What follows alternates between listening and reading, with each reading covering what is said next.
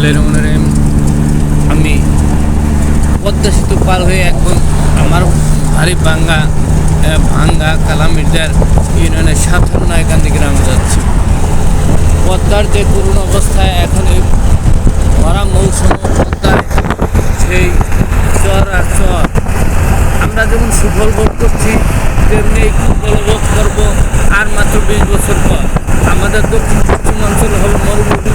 তারপরও এই সাবেক প্রধানমন্ত্রী শেখ হাসিনাকে আমি জানাই অসংখ্য ধন্যবাদ, কিন্তু তার স্বজনপ্রীতি ও দুর্নীতির জন্য আজ আমরা এবং তিনি পলাতক ইতিহাসের কলঙ্ক হয়ে দাঁড়িয়েছেন। যা ইতিহাস সাক্ষী দেবে সে যতই বলতে যাই বলুক, যেটা যার সেটা বলতে হবে। সবাইকে অতীত বিচার করে নিজের ভবিষ্যতের কর্মপন্থা নির্ধারণ করতে হবে। প্রশাসন এবং দুর্নীতির বিরুদ্ধে স্বজনপ্রীতির বিরুদ্ধে একটু স্বেচ্ছার হলেই তিনি আজ অমর হয়ে থাকবেন। এবং হ্যাঁ, বিরোধী দলে যাওয়ার মানসিকতা সকল রাজনীতিবিদদেরই থাকতে হবে। এইটা তার ছিল না, যেটা তার প্রয়োজন ছিল।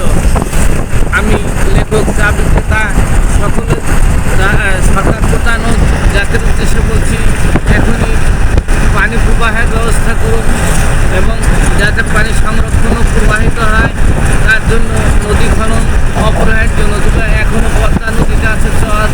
ধন্যবাদ দেশবাসীকে, ধন্যবাদ সকলকে।